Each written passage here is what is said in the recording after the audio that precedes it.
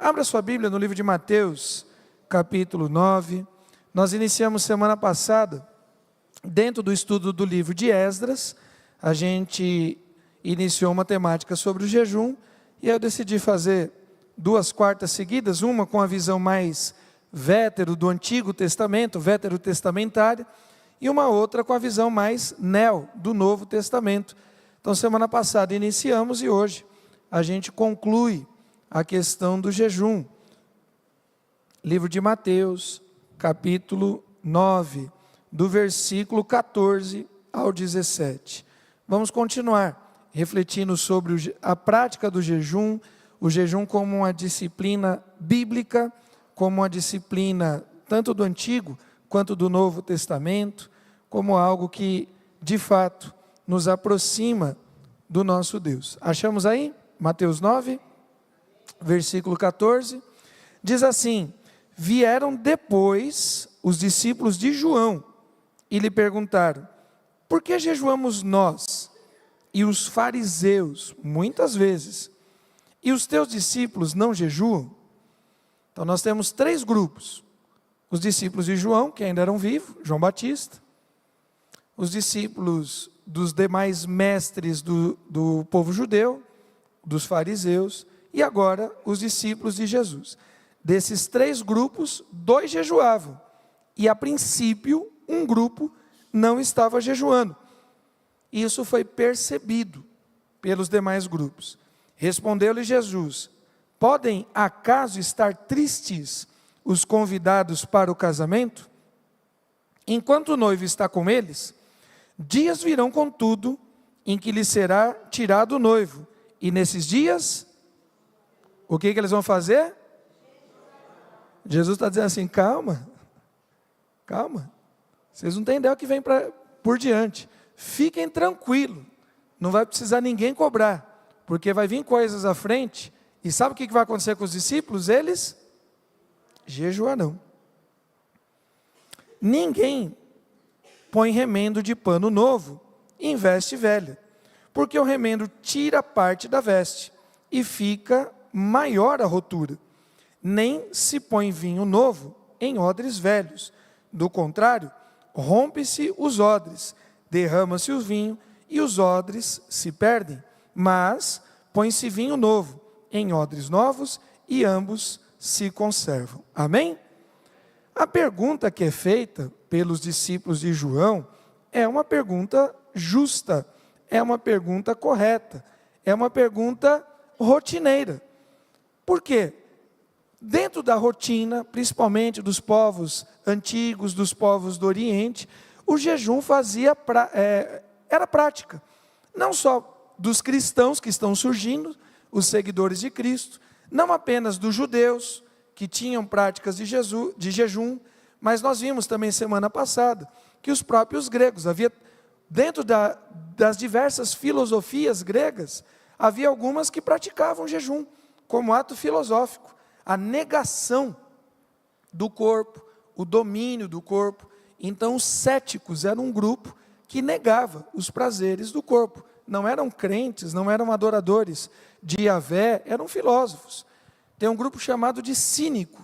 O cinismo hoje é outra coisa, mas na época, cínicos eram um grupo de praticantes do ascetismo, a vida ascética. Tem uma história de um cínico muito famoso, que recebe a visita de Alexandre o Grande imperador, o grande governador da Grécia e da Macedônia. Esse filósofo era tão famoso que Alexandre sai para visitá-lo. Dizem que a história dele até inspira um pouco o Chaves, o personagem mexicano, porque esse filósofo morava dentro de um barril, dentro de um tonel. E ele havia aberto mão de todas as suas regalias, de todas as suas possibilidades humanas, para viver uma vida de negação. E ele era famoso, e ele era muito sábio, e chamou a atenção do imperador, e Alexandre o Grande vai visitá-lo. E Alexandre o Grande para diante dele, e começa a conversar com ele, e a sabedoria do homem vai vindo à tona, ao ponto do imperador dizer assim: olha, me peça qualquer coisa, que eu lhe darei. E aí o filósofo pediu para ele: eu gostaria sim de pedir algo. Peça, qualquer coisa eu lhe dou. Dá para o senhor dar uma licencinha? Como assim? Dá para você dar uma licencinha? Dá para o senhor sair da frente? Porque você está bem na frente do sol e está atrapalhando do brilho e do calor chegar até mim. Nada que Alexandre tinha interessava a ele. Esse era o cinismo. Vivia com uma roupa só, a comida limitada, controle ao extremo do corpo. Os estoicos também tinham essa proposta de vida de autonegação.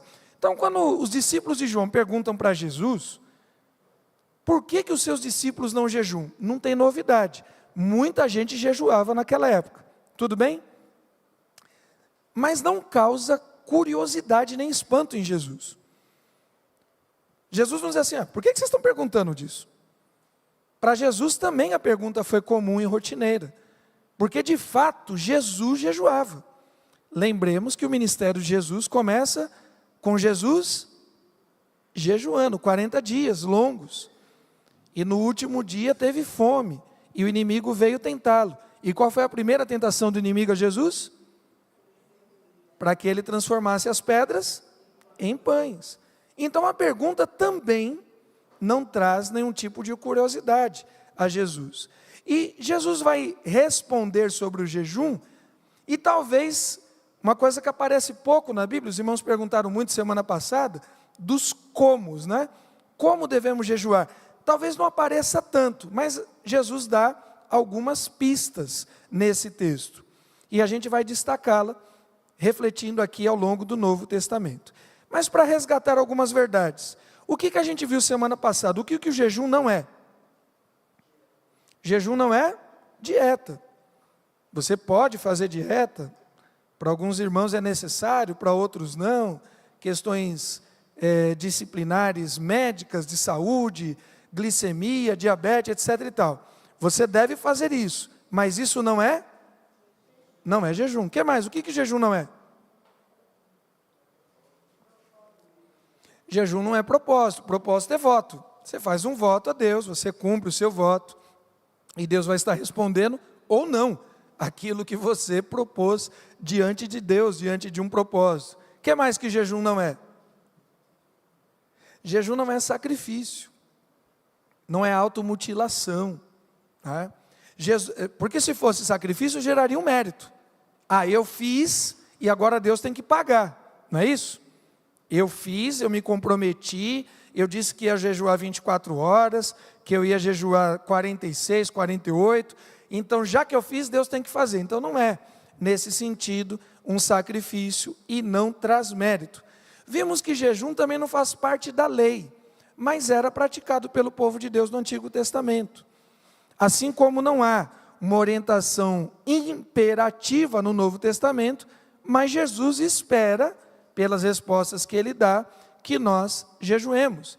Bom, se jejum não é sacrifício, não traz mérito, não é dieta, o que jejum de fato é? O que nós vimos até agora? É uma aproximação, é uma disciplina, é uma atitude. É uma atitude de negar as minhas demandas internas, os meus desejos mais profundos, dominar o meu corpo, dominar o meu instinto, dominar as minhas vontades, e mesmo humilhar e afligir a minha alma que deseja, e me apresentar diante de Deus. Nesse sentido, o jejum não muda os desígnios de Deus, mas o jejum muda aquele que se coloca à disposição. Olha que interessante. Quando nós vemos no Antigo Testamento, eu nem citei isso semana passada, mas no livro de Jonas, nós temos, Jonas é o pregador mais bem sucedido da história da pregação. Jonas prega uma mensagem correndo, uma mensagem de basicamente 2 frases: arrependam-se ou essa cidade vai ser destruída. É basicamente isso que Jonas diz. Ele prega correndo, como se fosse uma São Silvestre. Ele corre algo em torno de 40 quilômetros. Ele prega torcendo que o povo ninivita não se arrependesse, porque ele queria ver o castigo de Deus. E o que acontece com aquele povo? O povo se arrepende. E como que o povo demonstra o seu arrependimento? Jejuando. O povo jejua. Deus mudou o que tinha o desígnio dele para com os ninivitas? Sim ou não? Deus mudou? O que vocês acham? Deus disse que ia destruir a cidade. Deus destruiu? Deus mudou por causa do jejum? A gente vai entender que existe uma vontade de Deus que é maior, uma vontade de Deus que é soberana. Qual que é a vontade principal de Deus? Porque Deus amou o mundo de tal maneira que deu seu Filho unigênito, para que todo aquele que nele crê não pereça, mas tenha a vida eterna. Porque Deus enviou seu Filho não para que condenasse o mundo, mas para que o mundo fosse salvo por ele. Qual que é a vontade primária de Deus? Salvação. Os ninivitas estavam debaixo da vontade primária de Deus? Não. Por isso que eles seriam destruídos. O jejum mudou o desígnio de Deus? Ou o jejum aproximou os ninivitas da vontade primária de Deus? Deus não mudou, Deus nunca quis destruir os ninivitas, mas faria. Mas faria. O jejum não mudou a vontade de Deus. O jejum aproximou os ninivitas da vontade principal de Deus. Davi orou e jejuou 7 dias, para que o filho, fruto do seu pecado, que nasceu doente, fosse curado. Davi era um homem segundo o coração de Deus. Davi talvez o maior adorador da história da Bíblia. Davi jejuou. Deus atendeu a Davi? Não. Deus não mudou o seu desígnio de castigo. O jejum não muda Deus, mas o jejum aproxima a mim e a você da vontade de Deus. Porque depois Natan disse a Davi: o teu pecado, Deus ouviu a tua oração e o teu choro, e o teu pecado foi perdoado. Queridos, nós precisamos entender mais a respeito do jejum. O jejum tem a ver com atitude de autonegação. O jejum tem a ver com atitude de autodomínio. O jejum tem a ver com autocontrole. O jejum tem relação com humilhação e dependência, não do alimento dos homens, mas da palavra de Deus, como o próprio Senhor Jesus declara: nem só do pão viverá o homem, mas de toda a sua palavra. O jejum não objetiva mudar a vontade de Deus, até porque a vontade de Deus é boa, perfeita e agradável. Mas o jejum me coloca numa condição mais próxima de entender a vontade de Deus. Jejum é mudança de fome. Jejum é mudança de desejo. Jejum é mudança de domínio.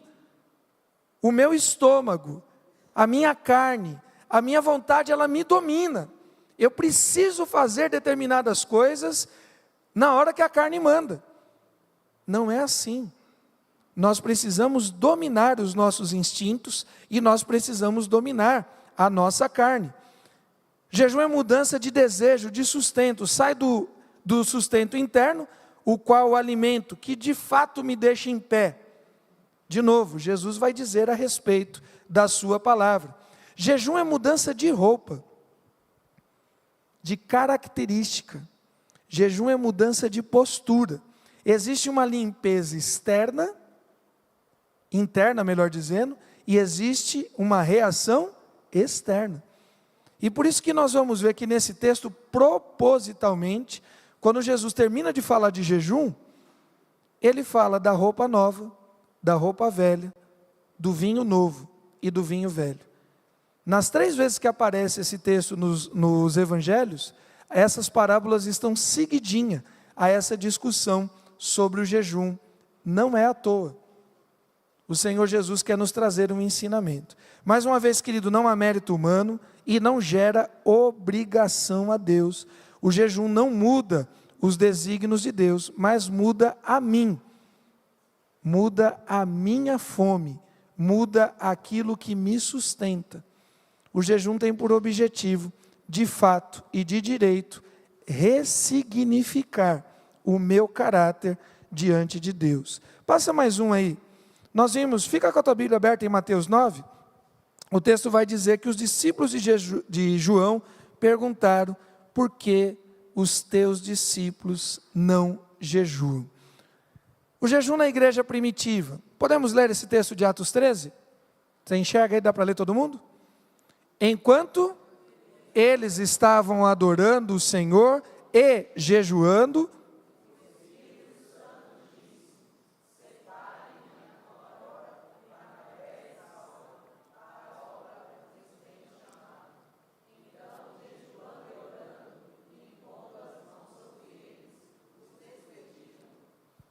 por que perguntaram para Jesus e não para os seus discípulos? Por que foram perguntar para Jesus? Por que não perguntaram direto para Pedro, para Tiago, para Mateus, para Natanael? Por que foram perguntar para Jesus? Qual que é a coisa mais simples e mais básica de um discípulo? O que o discípulo tem que fazer? O que o discípulo tem que fazer?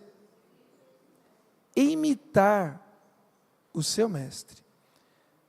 Há uma confusão quando se fala de jejum, porque equivocadamente pega-se o texto lá do Sermão do Monte, quando diz assim, olha, vocês não devem jejuar como os hipócritas, mas quando você jejuar, você deve lavar o seu rosto, ungir a cabeça, para que as pessoas de alguma forma não fiquem com dó de você.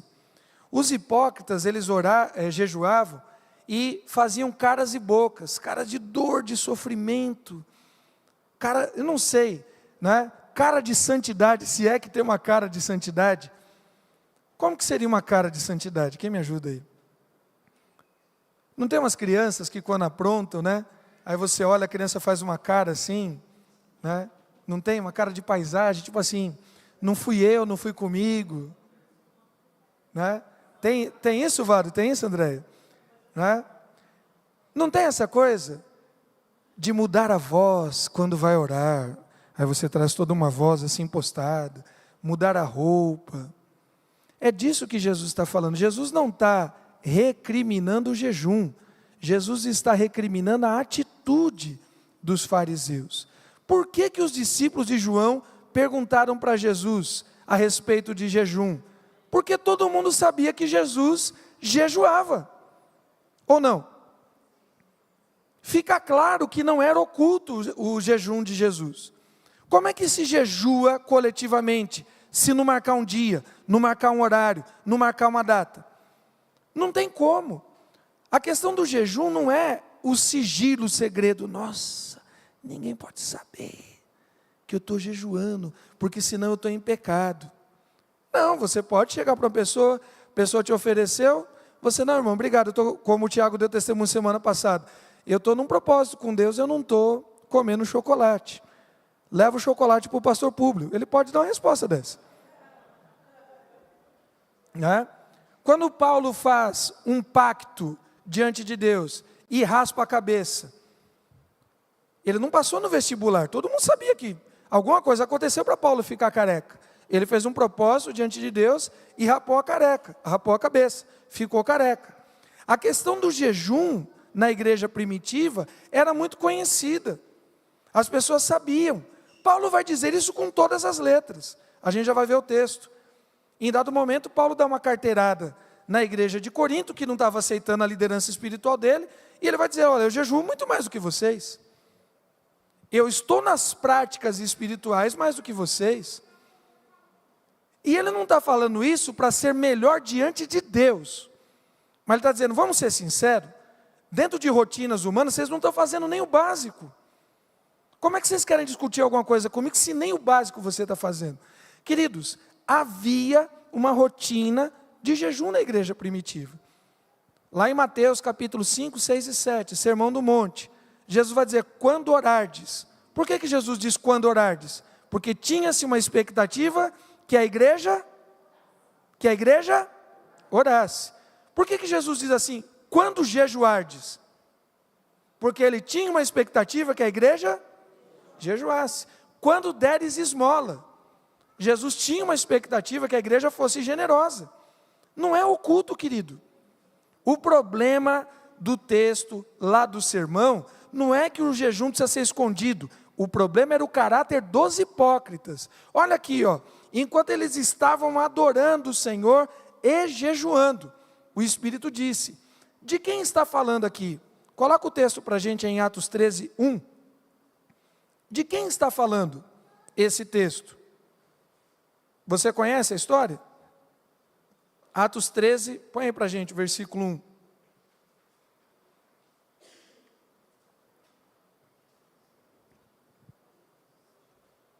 Havia na igreja de Antioquia profetas e mestres. Aí tem o nome de alguns: Barnabé, Simeão da Nigéria, Lúcio de Cirene, Manaém, que tinha sido criado com Herodes, o tetrarca, e Saulo. Versículo 2.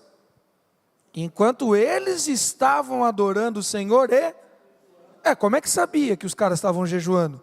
Se não pode falar para ninguém, se tem que lavar o rosto, se tem que ungir a cabeça e sair bombando, como se não tivesse. A igreja tinha rotina de jejum, assim como tinha rotina de adoração, assim como tinha rotina de oração. Queridos, um detalhe a respeito da oração na igreja primitiva. Quem está orando aqui é um tal de Saulo. Quem está orando aqui é um tal de apóstolo Paulo. Você lembra como foi o chamado de Paulo? Quem me ajuda aí? Como foi o chamado de Paulo? Como é que Paulo conheceu Jesus? No caminho de Damasco, o que aconteceu? Uma luz muito forte, uma voz que veio do céu, o cara ficou cego. Depois de 3 dias, Deus levanta um ancião muito famoso, conhecido, um crente conhecido pela sua fidelidade naquela localidade, que era Ananias. Ananias vai orar por Saulo, que depois vai ter o nome de Paulo. Paulo já havia recebido prova incontestável do seu chamado. Deus tinha dito com todas as letras: Saulo, eu estou levantando você para ser minha testemunha diante de César. Paulo não tinha dúvida nenhuma do seu chamado. Paulo viu a glória, caiu com a cara no chão, ouviu a voz de Jesus, ficou cego, foi curado, teve o testemunho de Ananias, teve o testemunho de Barnabé, teve o testemunho daqueles irmãos do entorno. Por que Paulo precisava jejuar? Ele já sabia tudo o que ele tinha que fazer.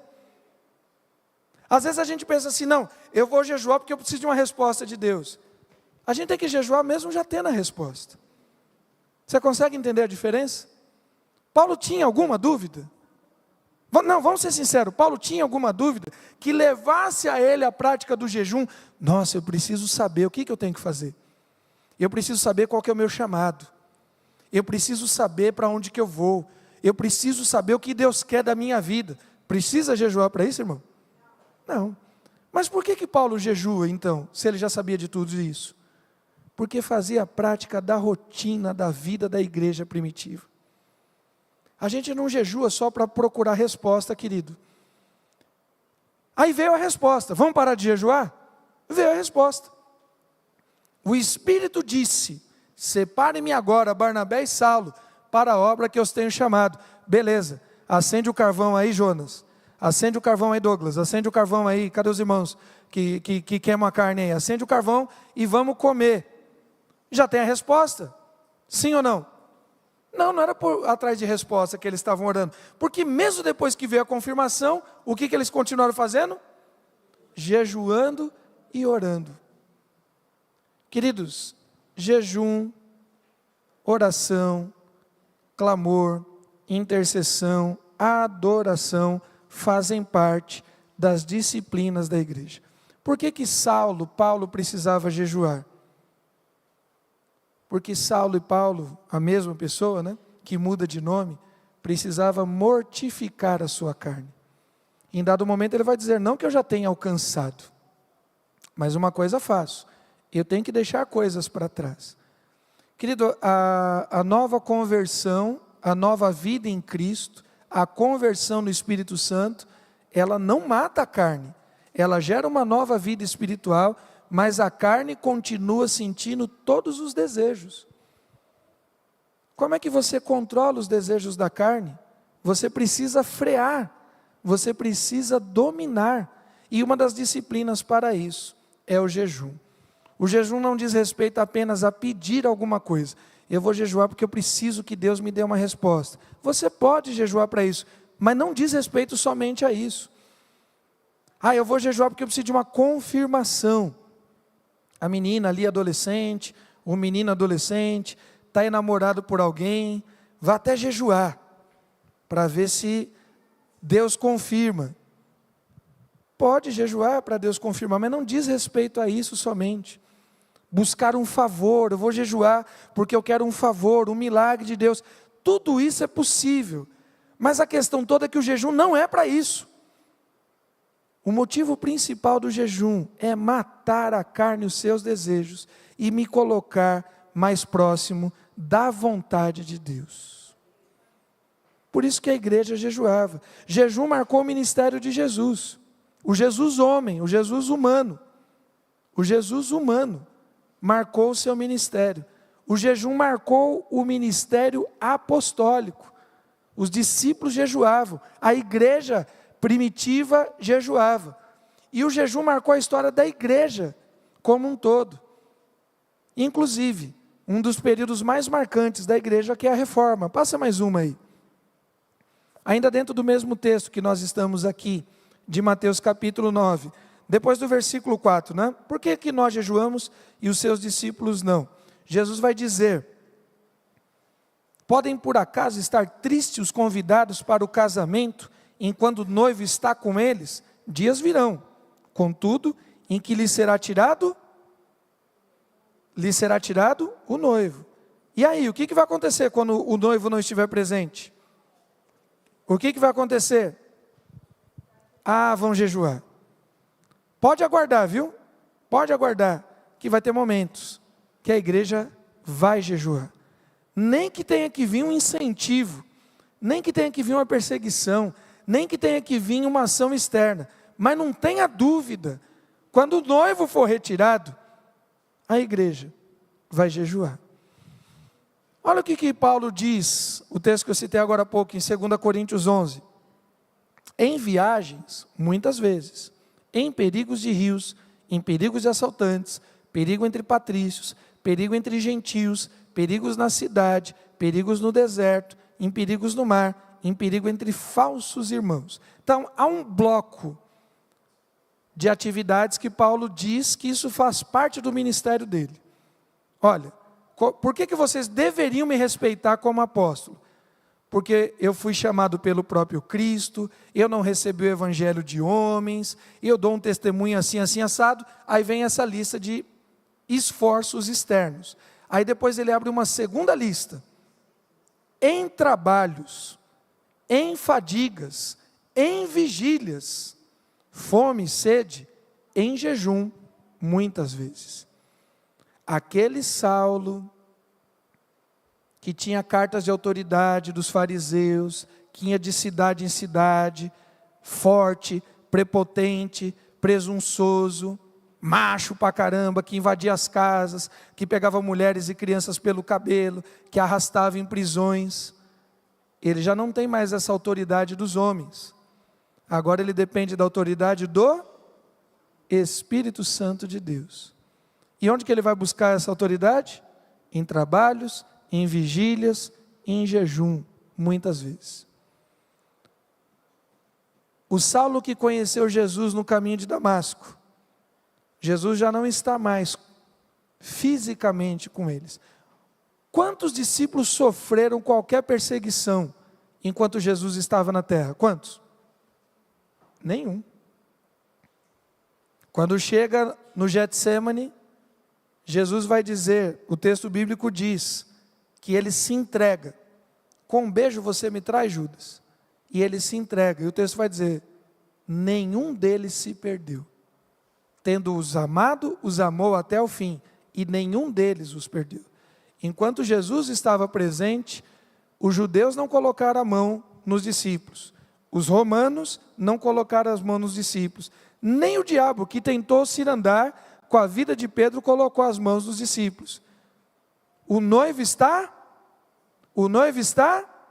mas agora o noivo foi tirado. Tiago foi passado ao fio da espada, Pedro e João foram presos, interrogados, apanharam. Saulo foi preso, interrogado, apanhou muitas vezes. Todos os discípulos, sem exceção, foram martirizados. O noivo vai ser tirado, e quando o noivo for tirado, eles jejuarão. É importante você reparar que Atos 13 que nós lemos e 2 Coríntios 11 vem depois de Atos 2. Vem depois do derramar do Espírito Santo. Porque também existe um equívoco que tem gente que diz assim, olha, era para jejuar só o período que Jesus não está. E depois quando o Espírito Santo é derramado, não precisa jejuar mais. Tem base bíblica nenhuma para isso. Tem base bíblica nenhuma para isso. O noivo não voltou. Quando é que o noivo volta? Quando é que o noivo volta? É lá no final, é o casamento. Daqui até lá, irmão, a gente precisa fazer o quê? Jejuar. Quem que gosta de festa de casamento aí? Quem gosta de festa? Eu não estou falando de pagar a festa, eu estou falando de quem gosta de ir na festa. Quem gosta? Mica, você gosta de festa de casamento, Mica? A Mica gosta e vai casar esse ano, hein, Mica? Uhul! Nós gostamos de festa de casamento. Se você sabe que a festa de casamento é uma festa completa, vai ter almoço ou vai ter janta, que a festa vai ter uma refeição, você já sabe, já foi anunciado que vai ter uma recepção, já foi anunciado que vai ter um buffet. Você vai passar no McDonald's e comer alguma coisa? Não, você vai para a festa para curtir a festa. Certo? Você vai para curtir. Fica a dica, Miguel, Raíssa, entendeu?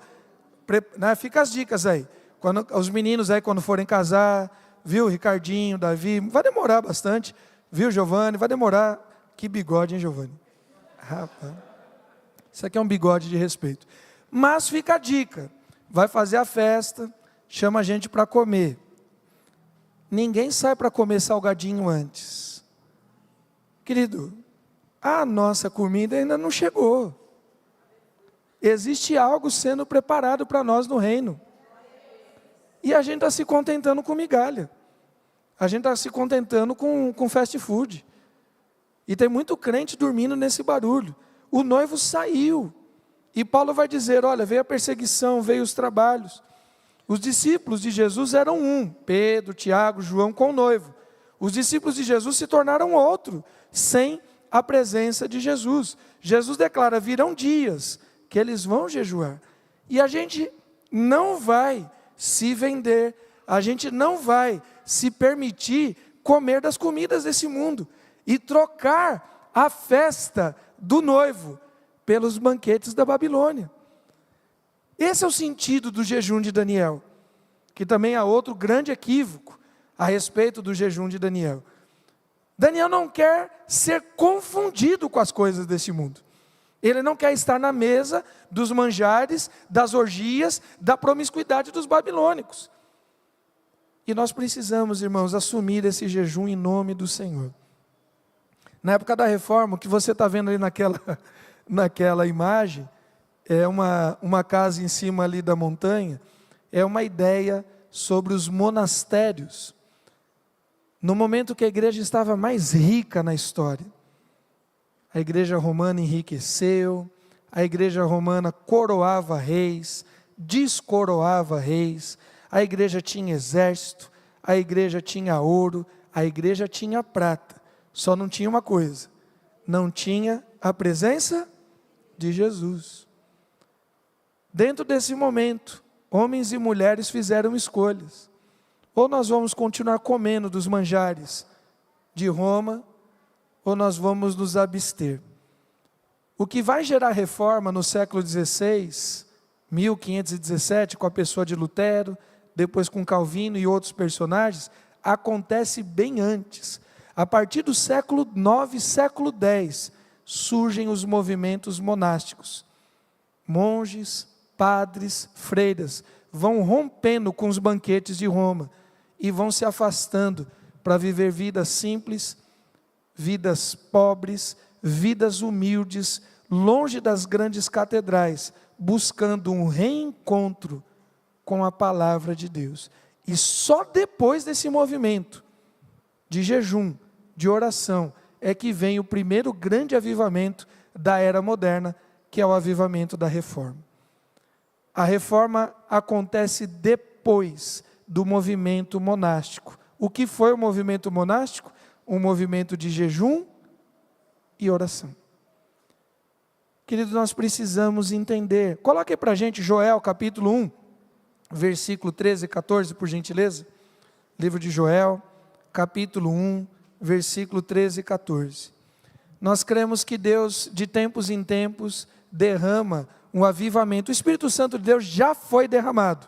Amém? Essa promessa já foi cumprida. Não é o derramar do Espírito no sentido de Atos 2, no sentido de ineditismo, mas é o reavivar. O que é o reavivar? É trazer vida a alguma coisa que já tinha vida. Não dá para trazer vida em alguma coisa, nesse sentido que estamos falando espiritual, numa coisa que estava morta. Uma coisa que estava morta precisa ser ressuscitada. Mas uma coisa que está esfriada pode ser reavivada. Você entende o que eu estou falando? Deu para entender? Uma coisa morta precisa ser ressuscitada. E uma coisa esfriada pode ser avivada. E Deus quer avivar a sua igreja. Sim ou não? É desejo de Deus. E olha que nós temos lá no Antigo Testamento, que serve também para o Novo. Proclamem, convoquem, reúnam os anciãos e todos os moradores dessa terra na casa do Senhor. Nesse caso aqui, não é o jejum em casa, não é o jejum particular, é o povo de Deus unido.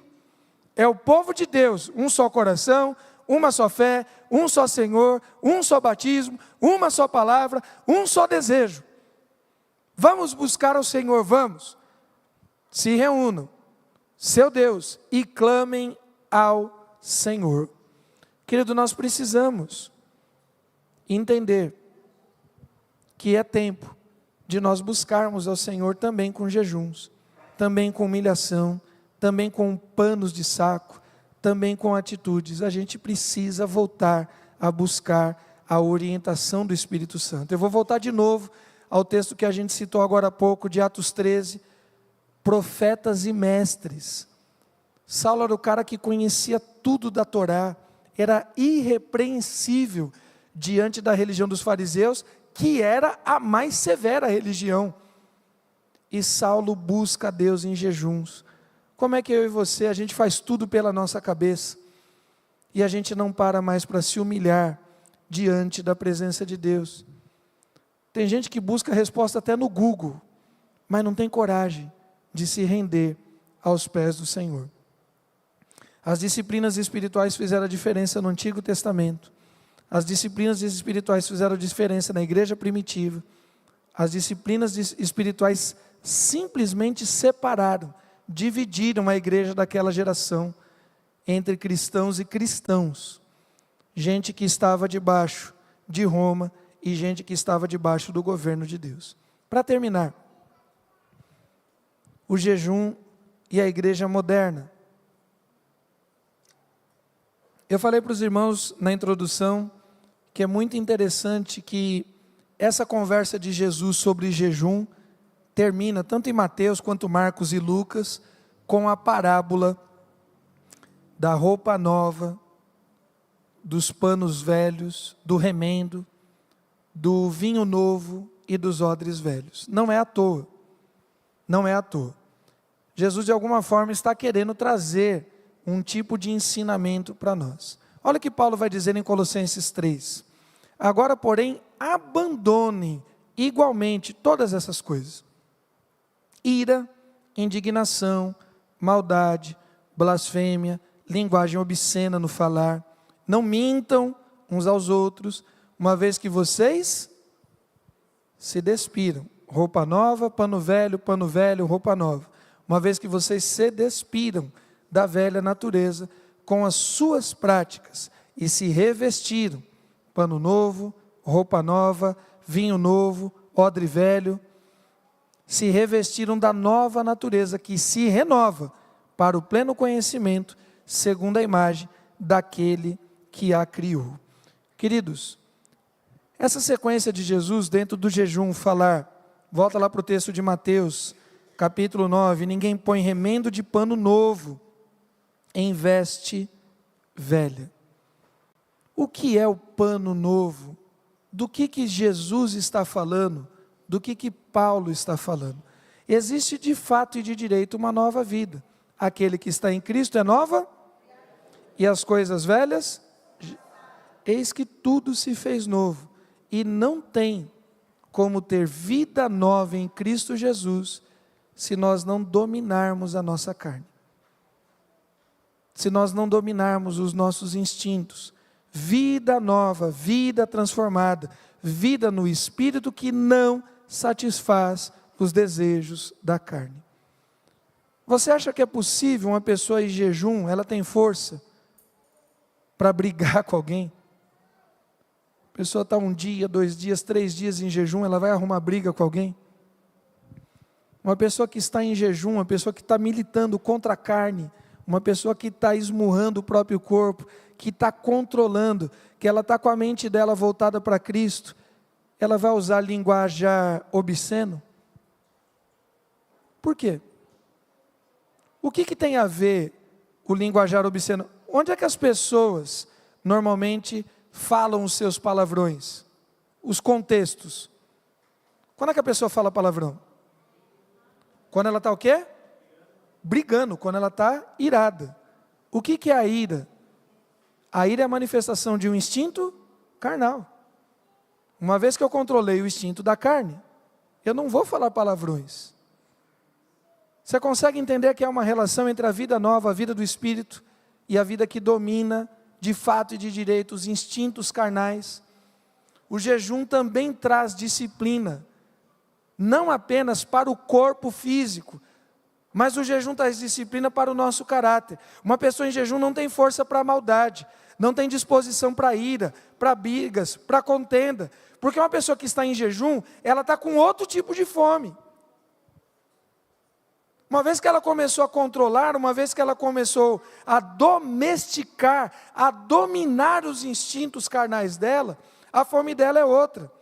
Coloque aí para a gente, por gentileza, João capítulo 4, versículo 32. João capítulo 4, versículo 32. A igreja moderna, ela tem sido distraída, querido, com muitas coisas. A igreja moderna, ela tem 1 zilhão de coisas a fazer. O Éder falou da mente dele que não para, e é verdade. Não é só a sua, né? Todo mundo é absurdamente agitado. Tudo rouba a nossa atenção. Tudo nos chama a atenção. E a gente quer dar resposta para tudo ao mesmo tempo. Mas qual é a nossa fome? De fato, o que comanda? Qual é o nosso instinto? E eles perguntaram para Jesus: Senhor, come. Nós trouxemos alguma coisa aqui. Jesus já estava numa pegada de algumas horas de caminhada e jejum, os discípulos sabiam. E chegaram e Jesus estava conversando com a mulher samaritana. E acabou a conversa. Beleza, Jesus, agora come. Mas quando acabou a conversa, que Jesus viu a transformação na vida da mulher samaritana, que Jesus viu a transformação na vila dos samaritanos que se converteram, alguma coisa mudou. A fome de Jesus é outra. Mas ele lhes disse: tenho para comer uma comida que vocês não conhecem.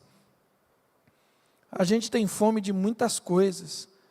A gente tem fome de notícia, a gente quer saber de tudo que está acontecendo no mundo, no Japão, na Europa, na África, na América do Norte. A gente quer ter informação de tudo que acontece na tecnologia, de tudo que acontece na televisão, no cinema. A gente tem desejo. Isso é fome, querido, é desejo. O que é fome? É desejo. Já existe clínica de tratamento para pessoas com abstinência de internet. E não é novo, né? Já tem um tempo já que isso está rolando. Gente que não consegue ficar ausente da rede social, tal.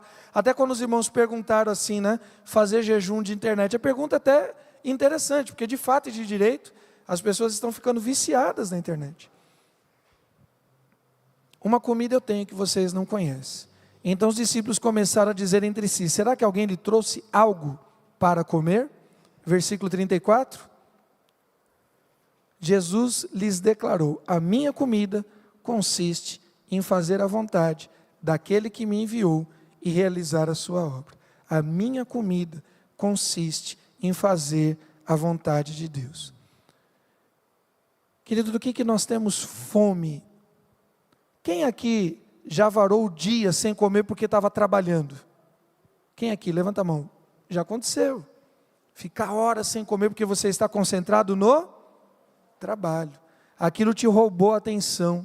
Aquilo te roubou até o teu instinto. Não é que você não estava com fome, mas de alguma forma controlou aquilo. Porque você está numa obra, você está numa missão, você está num trabalho, você tem que entregar alguma coisa, você tem que realizar alguma coisa. Será que nós não conseguimos controlar o nosso instinto, domesticar o nosso corpo, porque nós estamos concentrados numa obra? Nós estamos estudando as quartas-feiras, Esdras, Neemias e Esther, e nós vamos ver daqui a algumas quartas, Neemias declarando: eu não posso parar o que eu estou fazendo, porque eu estou fazendo uma grande obra ao Senhor. Querido, do que você de fato tem fome? Não dá para fazer remendo na minha vida e na sua. Não dá para o Espírito Santo fazer algo novo na minha e na sua vida se você não controla a sua boca. Quantos crentes dentro da igreja, até hoje, com a boca suja? Esquece, irmão. Esquece. Não tem remendo novo numa roupagem velha.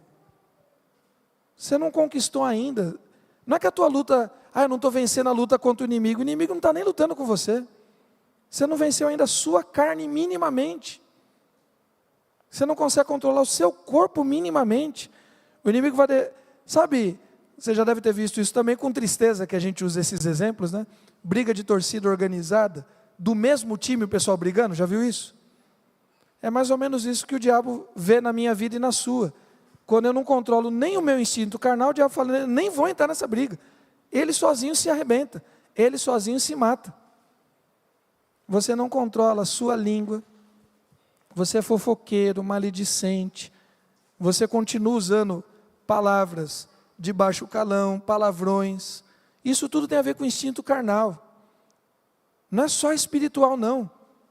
Isso é um instinto carnal. Você não venceu literalmente o tal do velho homem. Está na hora de nós resgatarmos o jejum também como uma disciplina espiritual, para nós dominarmos os nossos instintos. Uma pessoa que está jejuando, ela não consegue falar mal do irmão da igreja. Não é possível, meu. Que ela está numa atitude de reverência, de entrega, de autonegação, e ela vai ficar fazendo intriga, fofoca. Uma pessoa em jejum, uma pessoa que está na autonegação, no autocontrole do corpo, ela não está envolvida com pornografia, com promiscuidade, porque ela está controlando o corpo.